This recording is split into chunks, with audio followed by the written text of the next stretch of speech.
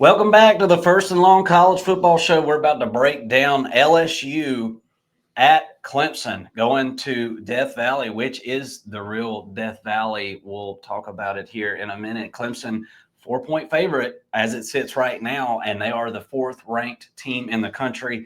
LSU, the ninth ranked team in the country. 7:30 on Saturday. This one's going down. This line hasn't moved an inch.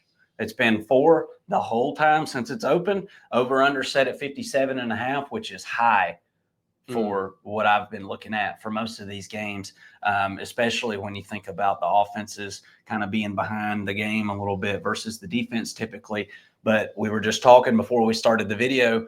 We've got two offenses that we both feel should be poised to start off quicker than most. Yes. They've got a lot of returning production, a lot of returning talent, and it all starts with those two quarterbacks. You've got Nussmeier and Klubnik going to be going at it on Saturday.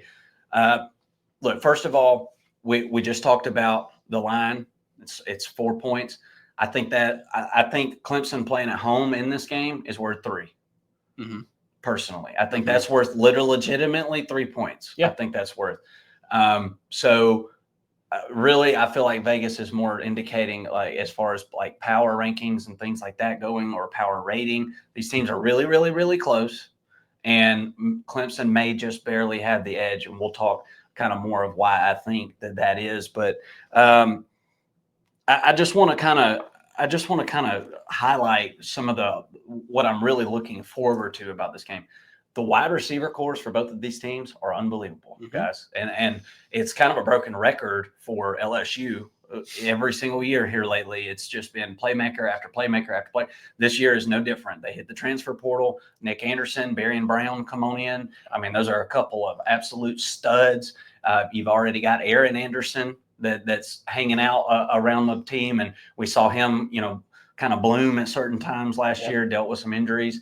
But these guys are legit. They are super legit, and they've got a gunslinger of a quarterback that is ready to throw it to them. On the other hand of that, you've got Clemson. This is the best wide receiver core that I've seen Clemson have since those national championship days, I feel like. Right. They've got Antonio Williams that's come back. Bryant Wesco has made his way back, who is a guy who really just exploded onto the scene. Georgia native, I believe. I'm pretty sure he's from the Atlanta area. I remember seeing last year, young guy, very young last year, doing what he was doing. I expect to see him take another step in the right direction, and very, very, very explosive, a go-to guy. So you've got two absolutely legit guys on the edges for Clemson, and I think that is something they haven't been able to say for a long time. But here's something that we also haven't been able to say for a long time. Clemson, for the first time in a while, is going to be trying to actually figure out on the go where their running production is going to be coming from. Cade Klubnik can help with that, but you can never have your quarterback be your leading rusher and expect to win championships. I'm sorry, unless you got a Cam Newton or a Tim Tebow, that don't just happen all the time.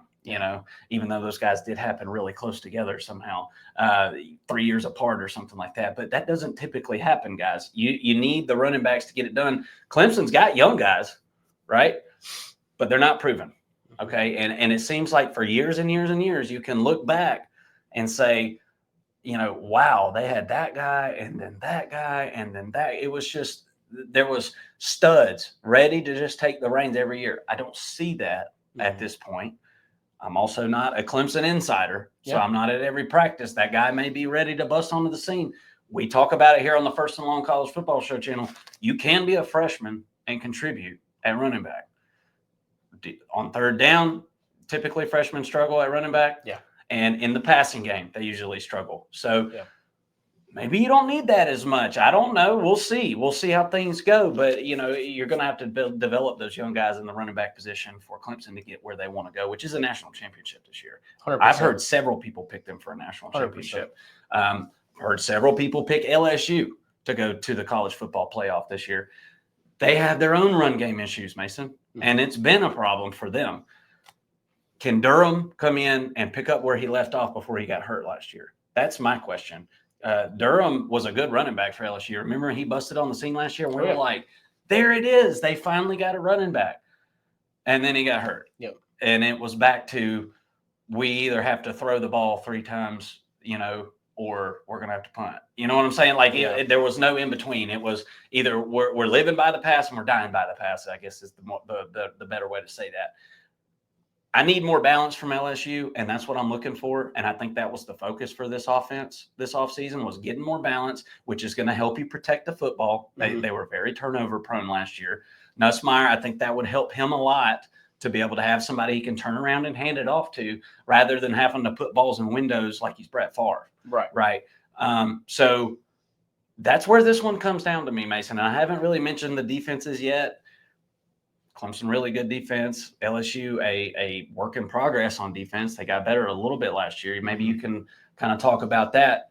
But offenses wise, I think both of these teams are trying to figure out the same thing. I think their strengths are a lot the same, and I think their weaknesses are a lot the same. Mm-hmm. But the offense won't be facing off against the offense, will it? It'll be facing off against the other team's defense. What do you think about that matchup? Well, that's right. Real quick, just before we get off topic off of the offenses. Yeah. You're talking about the run game. One thing that is consistent on Clemson's team that's not as consistent on LSU's offense is the offensive line. And I think that's where you could see a little bit of success come from Clemson's run game. Less questions this year. Even though they've got a graduate at running back who's not going to play on Sundays, right? He's kind of your starting running back, and a ton of inexperienced running backs, like you mentioned, behind him. I've heard that they're even throwing some wide receivers in there at running back. I mean, that Randall dude. Yeah. Maybe that's the graduate that I'm talking about. But so that's not usually a good sign. Mm-hmm. This is a team that's had a Maffa, a Shipley, in recent memory, a lot of really solid running backs. And to complement Etienne at one point. They complemented that passing game, and you had some guys who can pass coming out of the backfield. Randall should be able to do that, being a former wide receiver.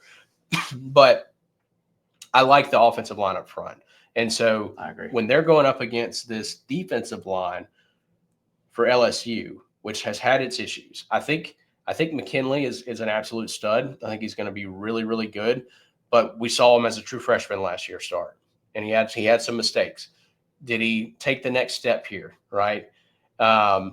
They've got a couple of sophomores really in that whole in that defensive line, in that position group and all that. Those guys got to play like second-year players. Jack Pyburn, I have no doubt, is going to come in, and they ought to be telling him, see ball, get ball. Right, coming off the edge right there. He came over from Florida, very productive, probably Florida's best defensive player last year, and he comes over to play for Blake Baker. And I think that's exactly why he came over, was to play for Blake Baker. I've got all the confidence in the world that Baker will get it figured out at a place like LSU. Is it going to happen in this year? I tend to think it will. And I think that's going to be the difference for the Tigers this year, is the defense is going to finally figure it out, except for on the back end. That's the only place where I just don't see, outside of Stamps, who I think I feel really good about. I don't really see that guy. Now they move Harold Perkins from the playing with his hand in the dirt to the star position. From all accounts, it sounds like he's just making plays left and right. I hear you. We'll have to see it, because it's been several years since we've seen Harold Perkins be a legitimate playmaker. For him to play that position, he better be one of the best athletes I've ever seen. And he might be. He might be. I'm not saying he's not. But let's see what happens there. I feel like this might be the year, and it may not happen week 1, but just like last year, week 1 was terrible for LSU as a defense. By week 12, it wasn't that bad. It was pretty good. Yeah. This year, you need to start it pretty good and turn into really great if you're going to make a run for a national championship. And that is not the standard, but that is a goal for this LSU team, that to win the SEC, win the national championship. That's always the goal for them. And the same can be said about Clemson. Clemson, they don't have an issue at defensive line at all. They haven't in years and years and years. It's still really good. Yeah. Peter Woods, I think, is one of the best interior defensive linemen in the country. TJ Parker, I could say the same about him off the edge. Back. I mean, they have got dudes up front. I think Wade Wood has another year with him, and Sammy Brown as a true sophomore who may have the highest ceiling in the country at the linebacker position. I mean, just an absolute solid front seven. I do have similar questions on the back end, maybe not as many as I do with LSU, but I feel really comfortable with that front seven for Clemson. And I think that that's why Clemson's favored in this game. And I'll go ahead and give you my prediction here. I think that the run game for Clemson is going to work better, leaning on an experienced offensive line, going against a less experienced defensive line in LSU. And I think that's the difference in this football game. That, along with having the home field advantage, I think it's set right at 4. But I could also see this being a 2-point win, last-minute field goal, a turnover similar to the I was going to say the Texas A&M game, which there were a lot of turnovers by Nussmeier in that one, but it wasn't necessarily close. But my point is, I'm not rushing to bet it. But if I'm going to make a bet on this, I'm taking Clemson on the money line because I feel like they're going to be able to get it done. I just don't know if it's going to be by 1 point or 10 points. Yeah. I like what the points that you made about the offensive line. LSU obviously having to replace some first-round talent. And that's not something that's new to them necessarily, but LSU hasn't exactly – neither one of these teams has recruited in the top 5 every year necessarily, for years and years and years. Mm-hmm. So anytime you replace somebody that goes in the first round, it's hard to do.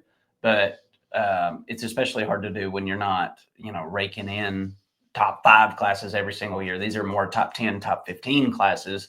And, guys, that's a big difference. There's a big difference between number 5 and 15. Big difference as far as recruiting goes. But I agree with you 100%. I think the offensive line gives Clemson an edge. I think being at home gives Clemson an edge. I wouldn't dare touch this 4 because could easily win by 7. And I think that this game is going to be touchdowns, brother. I think there's going to be some touchdowns scored in this one. They're going to be over the top. Okay, I think there's going to be some big explosive plays. Who can hit more explosive plays in this one and who can eliminate those mistakes? Because those big passing plays over the top tend to generate more mistakes in LSU. Nussmeier, and you could say the same for Klubnik early in his career, forcing the ball down the field at times when you didn't need to do it. I would say times when you really didn't need to do it, actually. And it cost their team. So I'm interested to see which one of these teams makes less mistakes. It seems to me like Clemson is in better position here, roster-wise, and more. And I think probably they've got an advantage with the game plan with some of the guys that they've got coming back. So I like Clemson to win this thing. This is probably one of the few. This is probably one of the few games of the week that I would consider hitting the over. I think this one is going to be high scoring, guys. Yeah. I know I really do love the front 7 of Clemson, but I wouldn't be surprised at all to see LSU come in here, try to run the ball in the first quarter, say, well, there's no effing way we're going to be able to do that, bombs away. Yeah. They are quick to abandon the run. They did it all year last year. It's second nature at this point. Your best playmakers are in the wide receiver room. Why would LSU not air it out in this game? I know they want to run the ball and provide balance. I don't think they can. Yeah. And I don't think they really have a choice at this point. And why would, you're going to put that much more pressure. Now, what that's going to open up? The blitz. How does Nussmeier react to the blitz? Is that offensive line able to pick it up? Is that running back room for LSU able to pick up that blitz? That's going to be a big question for me because I do think they're going to drop back and pass it a lot. Your best players are wide receivers and Nussmeier. Yeah. Go 100%. For it. Be who you are. You've got to be who you are. And I think they can live up to that identity and make less mistakes and have a really good chance to win this game. No, LSU's lost the last 4 openers. Yeah. I mean, they've been devastating. Clemson's last lost 5. Is it 5? Yeah. It's from 2019. Yeah. Clemson's lost the last 2. Both of these teams want this one bad. Yeah. They want this one really, really, really bad. Give me Clemson, though. I think Clemson can win this one. If I had to bet the spread, I'd probably bet Clemson -7. I think they can cover. I think they can cover. I got you. They could cover the 4 and win by 7 is what I'm -6.5. Yeah. Just get your money's worth and really just bet that up a little bit. I agree. I mean, yeah, you make a good point about the touchdowns. I kind of feel like this is going to be a tooth and nail sort of battle here. Mistakes could be made, where it's closer than 7 maybe. So I would stay away from that. But tune in on Thursday, and we'll have some other picks and some betting picks for you to follow along with. Absolutely. See y'all later this week.